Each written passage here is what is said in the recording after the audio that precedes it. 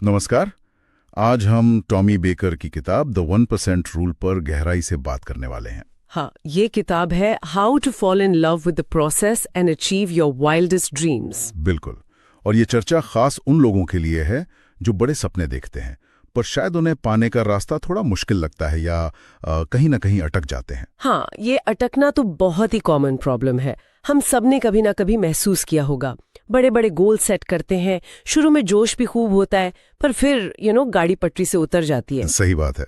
तो ये किताब इसी क्यों का जवाब ढूंढने की कोशिश करती है और एक बहुत ही प्रैक्टिकल, बहुत ही जमीनी रास्ता दिखाती है। हाँ, तो आज हम इसी पर फोकस करेंगे। समझेंगे कि ये 1% नियम आखिर है क्या चीज, क्यों जो पुराने तरीके हैं लक्ष्य बनाने के वो अक्सर फेल हो जाते हैं, और कैसे रोज के वो छोटे छोटे नन्हे नन्हे कदम हमें हमारे सपनों तक या शायद उससे भी आगे ले जा सकते हैं। बिल्कुल। और शुरुआत करते हैं कुछ आम गलतफहमियों से, कुछ मिथकों से जो हमें अक्सर रोक देते हैं। किताब में इनका जिक्र है। हाँ, इसमें जो पहला और शायद सबसे बड़ा मिथ है वो है हाईलाइट रील का भ्रम। मतलब हम दूसरों की कामयाबी का सिर्फ वो आखिरी चमचमाता हिस्सा देखते हैं। हाँ, जैसे स्पोर्ट्स सेंटर की हाइलाइट्स या अवार्ड शो। एग्जैक्टली। वो ट्रॉफी, वो बड़ी अनाउंसमेंट, और हमें लगता है अरे वाह, ये तो रातों रात हो गया या बहुत आसानी से मिल गया होगा। जैसे आजकल सोशल मीडिया पर दिखता है सबकी एकदम परफेक्ट लाइफ। हाँ, बिल्कुल। हम वो पर्दे के पीछे की जो सालों की मेहनत है, वो सैकड़ों हजारों छोटे छोटे कदम, वो असफलताएं, वो सब नहीं देख पाते जो उसे एक हाईलाइट मोमेंट तक पहुंचाते हैं। और शायद इसीलिए हम अपना पहला कदम उठाने में भी हिचकिचाते हैं। हमें लगता है हमारा पहला कदम उतना शानदार नहीं होगा। सही कहा। और इसी से जुड़ा एक और मिथ है सही समय का मिथक। हम सोचते रह जाते हैं कि भाई जब सब ठीक होगा ना तब शुरू करूंगा। हाँ, परफेक्ट टाइम। हाँ, परफेक्ट टाइम। पर सच तो ये है कि वो सही समय असल में कभी आता ही नहीं है। आज अभी इसी पल से बेहतर कोई वक्त नहीं है शुरुआत करने का। इंतजार करना बस हमारी एनर्जी और मोमेंटम को खत्म करता है। ये बात तो सोचने वाली है। परफेक्शन के चक्कर में शुरुआत ही टलती रहती है। अच्छा, एक और बड़ी इंटरेस्टिंग बात किताब में है, अंतिम लक्ष्य का मिथक। हाँ, ये भी बड़ा कॉमन है। मतलब ये सोचना कि हमने जो पहली बार में गोल सेट कर लिया बस वही फाइनल है, पत्थर की लकीर है। जबकि असलियत बिल्कुल अलग है। सफलता की राह कभी सीधी नहीं होती, उसमें मोड़ आते हैं जिन्हें किताब पिवट्स कहती है। ये जरूरी मोड़ होते हैं। पिवट्स, उदाहरण है इसके? बिल्कुल है। YouTube को ही देख लीजिए। वो एक वीडियो डेटिंग साइट के तौर पे शुरू हुआ था। अच्छा, डेटिंग साइट। हाँ, और इंस्टाग्राम, वो तो एक लोकेशन चेक इन ऐप था शुरू में, बर्बन नाम से। हाँ, और फ्लिकर भी एक ऑनलाइन गेम से निकला था। अरे वाह। तो पॉइंट ये है कि उन्हें शुरुआत करनी पड़ी, एक्शन लेना पड़ा, तब जाकर उन्हें वो सही रास्ता, वो पिवट दिखाई दिया। अगर वो अपने पहले ही आइडिया पर अटके रहते तो आज हम उन्हें जानते भी नहीं शायद। मतलब शुरुआत करना जरूरी है ताकि वो मोड़ दिख सकें। सही है। एग्जैक्टली। तो ये सारे मिथक हमें दिखाते हैं कि कैसे हमारी अपनी सोच, हमारी एक्सपेक्टेशंस ही कई बार हमारी सबसे बड़ी रुकावट बन जाती हैं। बिल्कुल। और यहीं पर किताब का जो कोर आइडिया है 1% रूल, वो सामने आता है। सुनने में तो बड़ा सिंपल लगता है 1%, पर इसकी गहराई कमाल की है। हाँ, ये बहुत सिंपल है लेकिन बहुत पावरफुल है। इसका जो आधार है ना, वो एक बहुत शक्तिशाली मनोवैज्ञानिक सच पर टिका है। एक हार्वर्ड बिजनेस रिव्यू की स्टडी है जो बताती है कि हमारे लिए सबसे बड़ा मोटिवेशन क्या है? क्या है? प्रगति, प्रोग्रेस। जब हमें ये महसूस होता है ना कि हम आगे बढ़ रहे हैं, चाहे वो कितना भी थोड़ा क्यों ना हो, बस वो एहसास ही हमें सबसे ज्यादा प्रेरित करता है। प्रगति। अच्छा, तो ये 1% नियम है क्या फिर? क्या ये बस रोज थोड़ा सा काम कर लेना है? सिर्फ थोड़ा काम नहीं, बल्कि रोजाना 1% बेहतर होने की कोशिश। सिर्फ 1% इम्प्रूवमेंट। ये जो जापानी फिलॉसफी है ना, काइजन, यानी निरंतर सुधार, ये उसी से प्रेरित है। काइजन, हाँ सुना है। तो नियम कहता है रोज 1% सुधार जमा रोजाना अभ्यास यानी कंसिस्टेंसी, जमा फोकस यानी दृढ़ता, और जमा समय यानी धैर्य, इन सब का जोड़ है असाधारण सफलता। इसका गणित तो मतलब सच में चौंकाने वाला है। किताब में लिखा है कि रोज सिर्फ 1% बेहतर होने से साल के अंत में हम लगभग 4 गुना नहीं बल्कि कंपाउंडिंग की वजह से 37 गुना बेहतर हो सकते हैं। 37 गुना, 3700% सुधार, ये कैसे हो सकता है? ये बिल्कुल कंपाउंड इंटरेस्ट जैसा है। जैसे पैसे पर ब्याज जुड़ता जाता है ना, वैसे ही ये छोटे छोटे सुधार एक दूसरे पर बिल्ड होते हैं। शुरुआत में फर्क शायद नजर भी ना आए। पहले दिन, दूसरे दिन, पहले हफ्ते शायद कुछ खास ना लगे, लेकिन समय के साथ, महीनों में, सालों में, ये छोटे छोटे 1% जुड़कर एक बहुत बड़ा विस्फोटक नतीजा देते हैं। वाह। ये हमें सिखाता है कि वो बड़े उछाल, वो क्वांटम लीप्स के पीछे भागने की बजाय छोटे लगातार कदमों पर ध्यान देना कहीं ज्यादा फायदेमंद और टिकाऊ है। और किताब इसे सिर्फ करने तक ही नहीं रखती, एक कॉन्सेप्ट है जानना, करना और बनना, नोइंग, डूइंग, बीइंग। इसका क्या मतलब हुआ? हाँ, ये बहुत जरूरी है। देखिए, किसी चीज के बारे में जानना, नोइंग, वो पहला स्टेप है। जैसे हम अभी इस 1% रूल के बारे में जान रहे हैं, सुन रहे हैं। ठीक है। लेकिन असली बदलाव तब आता है जब हम उसे अपनी जिंदगी में उतारते हैं, यानी उसे करते हैं, डूइंग। रोज वो 1% एक्शन लेते हैं। ओके, करना। और जब हम उसे लगातार करते रहते हैं, रोजाना, बिना नागा, तो धीरे धीरे वो हमारी आदत बन जाता है, हमारी पहचान का हिस्सा बन जाता है। हम वो इंसान बन जाते हैं जो रोज 1% बेहतर होता है। अच्छा। तो सिर्फ जानकारी जमा करना काफी नहीं है, उसे एक्शन में बदलना और फिर उसे अपनी पहचान बनाना, ये पूरी प्रक्रिया है। ये तो बहुत गहरी बात है। मतलब सिर्फ इस चर्चा को सुन लेना काफी नहीं होगा, इसे अमल में लाना पड़ेगा। बिल्कुल। और अमल में लाने के लिए किताब कहती है कि पहले एक मजबूत नींव बनानी होगी, फाउंडेशन। हाँ, ये बहुत जरूरी है। जैसे कोई भी अच्छी इमारत बनाने से पहले उसकी नींव मजबूत करनी पड़ती है, वरना वो टिकेगी नहीं। सही बात है। वैसे ही इन छोटे 1% वाले कदमों को टिकाऊ बनाने के लिए, रोज कर पाने के लिए एक सॉलिड आधार चाहिए, वरना हम कुछ दिन जोश में करेंगे और फिर छोड़ देंगे। तो इस नींव में क्या क्या आता है, क्या है इसके हिस्से? इसमें कुछ बहुत अहम बातें हैं। पहली, इसे रोजाना करें, डू इट डेली। ये अनुशासन की बात है, कंसिस्टेंसी। जैसे वो जॉन ग्रिशम का उदाहरण दिया था किताब में। हाँ, बेहतरीन उदाहरण है। वो एक कामयाब वकील थे, लेकिन लेखक बनना चाहते थे। तो उन्होंने क्या किया? रोज सुबह बस 1 पेज लिखते थे। सिर्फ 1 पेज? हाँ, चाहे मन हो या ना हो, चाहे आइडिया आए या ना आए, बस रोज 1 पेज। और उसी 1 पेज ने, रोज की उस 1% एफर्ट ने उन्हें दुनिया के सबसे कामयाब लेखकों में से एक बना दिया। कमाल है, रोज का वो 1%। अच्छा, और क्या है इस नींव में? दूसरा पॉइंट है, आप जो बन रहे हैं उससे प्यार करें। Love who you are becoming. मतलब सिर्फ मंजिल पर नजर ना रखें, उस सफर को, उस प्रक्रिया को एंजॉय करें। प्रोसेस से प्यार। हाँ, अगर हम सिर्फ नतीजे के पीछे भागेंगे तो जो रोज की मेहनत है वो बोझ लगने लगेगी, बोरिंग हो जाएगी। लेकिन जब हम उस बनने की प्रक्रिया को एंजॉय करते हैं तो मजा आता है। हाँ, जैसे वो लॉटरी विनर वाला उदाहरण है। हाँ, कि लॉटरी जीतने वाले अक्सर थोड़े टाइम बाद उतने ही या उससे ज्यादा दुखी हो जाते हैं। क्यों? क्योंकि उन्होंने वो पैसा कमाया नहीं, उस बनने की प्रक्रिया को जिया नहीं। उपलब्धि का असली मजा तब है जब उसे कमाया जाता है। सही बात है। और तीसरा पॉइंट क्या था? विश्वास एक मांसपेशी है। ये थोड़ा अलग सा लगा। हाँ, फेथ इज अ मसल। इसका मतलब है कि विश्वास यानी यकीन अपने आप नहीं आ जाता, इसे बनाना पड़ता है, मजबूत करना पड़ता है। कैसे? जैसे रोज कसरत करके मसल्स बनती हैं, वैसे ही रोज वो छोटे छोटे 1% वाले कदम उठाकर, थोड़ी थोड़ी अनिश्चितता का सामना करके, अपने डर पर काबू पाकर हमारा विश्वास बढ़ता है। अच्छा। हर बार जब आप वो छोटा सा काम करते हैं जो मुश्किल लग रहा था या जिसके नतीजे का पता नहीं था, तो आपका विश्वास थोड़ा और मजबूत होता है।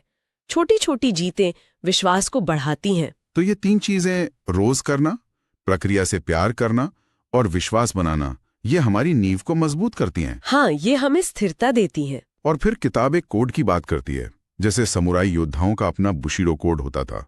हमें अपने लक्ष्यों के लिए एक पर्सनल कोड क्यों चाहिए? क्योंकि देखिए, रास्ते में मुश्किलें तो आएंगी ही। कभी आलस आएगा, कभी मन नहीं करेगा, कभी शक होगा।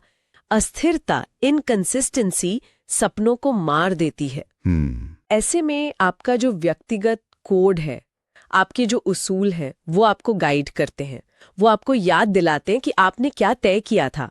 वो आपको मुश्किल समय में भी ट्रैक पर रखते हैं। तो ये कोड एक तरह का पर्सनल संविधान हो गया। हाँ, कह सकते हैं, आपके नॉन निगोशिएबल्स। किताब में इस कोड के 5 सिद्धांत भी दिए हैं। पहला, प्रक्रिया से प्यार करो। दूसरा, इसे हर रोज करो। तीसरा, अपनी कमिटमेंट का जश्न मनाओ। चौथा, अपने मैट्रिक्स ट्रैक करो। और 5वां, अपने शिल्प में महारत हासिल करो। हाँ, ये 5 बहुत जरूरी हैं। इसमें ये महारत हासिल करना मास्टर योर क्राफ्ट, इसका क्या मतलब है? सिर्फ अच्छा होना काफी नहीं? नहीं, सिर्फ अच्छा होना या काम चलाओ होना काफी नहीं है। महारत का मतलब है अपने चुने हुए फील्ड में उत्कृष्टता, एक्सीलेंस के लिए लगातार कोशिश करना। ये सिर्फ घंटे गिनना नहीं है। तो फिर क्या है? इसमें डेलिबरेट प्रैक्टिस शामिल है, यानी जानबूझकर अभ्यास करना, अपनी कमजोरियों को पहचानना, उन पे काम करना, फीडबैक लेना, मुश्किल चीजों को बार बार करना, लगातार सीखते रहना और बेहतर होते जाना। मतलब ये एक लंबा खेल है। बहुत लंबा। इसमें हजारों घंटों का फोकस्ड एफर्ट और सालों, शायद दशकों की लगन लगती है। और इस महारत के लिए, या यूं कहें कि रोज वो 1% करने के लिए भी, एक चीज जो शायद आज की दुनिया में सबसे ज्यादा मुश्किल है, वो है फोकस। ओह हाँ, बिल्कुल। किताब तो यहां तक कहती है कि सपनों और इंसान के बीच सबसे बड़ी बाधा फोकस की कमी ही है। और ये कितना सच है। हम आज भटकाओं के समंदर में जी रहे हैं। Smartphones, notifications, social media, emails, हमारा ध्यान लगातार बंटा रहता है। यहीं पर कैल न्यूपोर्ट के डीप वर्क का जिक्र आता है। हाँ, डीप वर्क यानी बिना किसी भटकाव के पूरी एकाग्रता के साथ दिमागी तौर पर मुश्किल काम करने की क्षमता। कैल न्यूपोर्ट कहते हैं कि ये क्षमता आज के दौर में बहुत दुर्लभ होती जा रही है और इसीलिए बहुत मूल्यवान भी है। तो सवाल यह है कि इस फोकस को बढ़ाया कैसे जाए? क्या करें कि हम भटके नहीं? इसके लिए किताब कुछ बहुत प्रैक्टिकल तरीके सुझाती है। पहला, कठोर सीमाएं बनाना, बाउंड्री सेट करना। जैसे दिन में ईमेल चेक करने का 1 या 2 टाइम फिक्स कर लेना। अच्छा। सुबह उठते ही पहले 1 घंटा फोन को एयरप्लेन मोड पर रखना, ताकि आप अपने सबसे जरूरी काम पर फोकस कर सकें। ये बढ़िया टिप है। और दूसरा, नहीं कहना सीखना, और शायद अपनी नहीं कहने की दर को दोगुना करना। हम अक्सर बहुत सी ऐसी चीजों के लिए हाँ कह देते हैं जो हमारे असली लक्ष्य के लिए जरूरी नहीं होती, और वो हमारा फोकस और एनर्जी छीन लेती हैं। सही बात है। हर चीज को हाँ नहीं कह सकते। कोई टूल भी है फोकस बढ़ाने के लिए? हाँ, जैसे पोमोडोरो तकनीक का जिक्र है। 25 मिनट फुल फोकस से काम, फिर 5 मिनट का ब्रेक, फिर 25 मिनट काम, 5 मिनट ब्रेक, ऐसे साइकिल्स में काम करना। अच्छा, पोमोडोरो। ये छोटे छोटे फोकस के ब्लॉक बनाने में मदद करता है और बर्नआउट से भी बचाता है। लेकिन सबसे जरूरी बात ये याद रखनी है कि फोकस भी एक आदत है, एक स्किल है। इसे बनाने में टाइम लगता है। किताब में से पेविंग द सुपर हाईवे कहा है। हाँ, मतलब दिमाग में नए न्यूरल पाथवेज, नए कनेक्शंस बनाने पड़ते हैं। जैसे कच्ची सड़क पर गाड़ी धीरे चलती है, पर बार बार चलने से वो पक्की सड़क बनती है, फिर सुपर हाईवे। इसमें वक्त और लगातार कोशिश लगती है, धैर्य रखना होता है। फोकस के साथ साथ एक और गुण जो चाहिए वो है दृढ़ता, परसिस्टेंस, जिसे एंजेला डकवर्थ जैसी मनोवैज्ञानिक ग्रिट कहती हैं। ये क्या है और ये 1% रूल के लिए क्यों जरूरी है? ग्रिट का मतलब है मुश्किल हालात के बावजूद, असफलताओं के बावजूद अपने लंबे समय के लक्ष्यों के प्रति जुनून और लगन को बनाए रखना, हार न मानना, टिके रहना। जैसे जेके रोलिंग का उदाहरण दिया है। हाँ, परफेक्ट उदाहरण है। उनकी जिंदगी में कितनी मुश्किलें थीं, हैरी पॉटर को कितने पब्लिशर्स ने रिजेक्ट किया, लेकिन उनमें वो ग्रिट थी, वो जुनून था, वो लगी रहीं। तो ये ग्रिट अक्सर टैलेंट से भी ज्यादा जरूरी साबित होती है। तो क्या ये ग्रिट पैदाइशी होती है या इसे हम बढ़ा सकते हैं? नहीं, इसे बिल्कुल विकसित किया जा सकता है। पहला कदम है क्लैरिटी। आपको एकदम साफ पता होना चाहिए कि आप कहाँ जा रहे हैं, आपका लक्ष्य क्या है। स्पष्टता। दूसरा, ये समझना और स्वीकार करना कि चुनौतियां आएंगी ही, रास्ता आसान नहीं होगा, ये प्रोसेस का हिस्सा है। तीसरा, अपनी भावनाओं से थोड़ा डिटैच होकर, यानी उनसे प्रभावित हुए बिना काम पर फोकस करना सीखना। और चौथा? चौथा है अपने अंदर एक गहरी, तीव्र इच्छा जगाना, जिसे नेपोलियन हिल ने बर्निंग डिजायर कहा था। जब आपकी इच्छा बहुत प्रबल होती है तो मुश्किलें आपको रोक नहीं पाती। वो सुकरात और प्लेटो वाली कहानी याद आती है। हाँ, बिल्कुल। जब सुकरात ने प्लेटो का सिर पानी में डुबो दिया और पूछा कि तुम्हें सबसे ज्यादा क्या चाहिए था, प्लेटो ने कहा हवा, सांस। तो किताब कहती है कि जब तक आपके लक्ष्य की इच्छा आपके लिए हवा जितनी जरूरी न बन जाए, तब तक शायद वो ग्रिट, वो दृढ़ता बनाए रखना मुश्किल होता है। सही है। और एक चेतावनी भी है किताब में, आत्मसंतोष यानी कंफर्ट जोन में रहना दृढ़ता का सबसे बड़ा दुश्मन है। बिल्कुल। जैसे ही हम आरामदेह हो जाते हैं, सीखना और आगे बढ़ना बंद कर देते हैं, हमारा विकास रुक जाता है। चुनौती हमें जगाए रखती है, हमें आगे बढ़ाती है। और वो बात भी बहुत अच्छी लगी, आप एक काम कैसे करते हैं वैसे ही आप सब काम करते हैं। हाँ, एडमिरल विलियम मैक्रेवन का वो बिस्तर बनाने वाला उदाहरण हाँ, कि अगर आप सुबह उठकर अपना बिस्तर ठीक से नहीं बना सकते तो आप जिंदगी की बड़ी चुनौतियों का सामना कैसे करेंगे। छोटी चीजों में दिखाया गया अनुशासन और दृढ़ता हमें बड़ी चीजों के लिए तैयार करती है। तो फोकस हो गया, दृढ़ता यानी ग्रिट हो गई। इसके बाद आता है धीरज, एंड्योरेंस। ये दृढ़ता से कैसे अलग है? ये ग्रिट से भी एक कदम आगे की बात है। ग्रिट शायद महीनों या सालों तक टिके रहने की क्षमता है। धीरज, एंड्योरेंस दशकों की प्रतिबद्धता है। ये मैराथन नहीं, अल्ट्रा मैराथन है। अच्छा, उत्साह, एंथुजियाज्म बहुत आम है, कोई भी शुरू कर सकता है, लेकिन धीरज बहुत दुर्लभ है। ये सालों साल, दशक दर दशक लगे रहने की क्षमता है। और किताब ये भी साफ करती है कि ये रास्ता आसान नहीं है। धीरज का रास्ता ऊबड़ खाबड़, अस्त व्यस्त और बहुत कठिन होता है। हाँ, डेविड गॉगिन्स जैसे अल्ट्रा मैराथन रनर का उदाहरण है। वो दिखाते हैं कि धीरज की असली परीक्षा तब होती है जब सब कुछ मुश्किल लग रहा हो। और ये समझना कि रातों रात सफलता जैसी कोई चीज होती ही नहीं है, ये बस एक मिथक है। बिल्कुल। मैट डेमन और बेन एफ्लेक को गुडविल हंटिंग की स्क्रिप्ट लिखने और उसे फिल्म बनाने में सालों लग गए, पर जब वो कामयाब हुई तो लोगों को लगा यह अचानक हो गया। हर ऐसी कहानी के पीछे सालों का, दशकों का धीरज छिपा होता है। इसीलिए शायद दूसरों से अपनी तुलना करना इतना खतरनाक है। हाँ, किताब में एक बहुत अच्छी लाइन है, आपका पहाड़ आपका है, योर माउंटेन इज योर्स। किसी और की यात्रा के शिखर को देखकर अपनी यात्रा की शुरुआत या मध्य से उसकी तुलना मत कीजिए। ये तो हम बहुत करते हैं। हाँ, और ये सिर्फ ईर्ष्या और कम आत्मसम्मान पैदा करता है।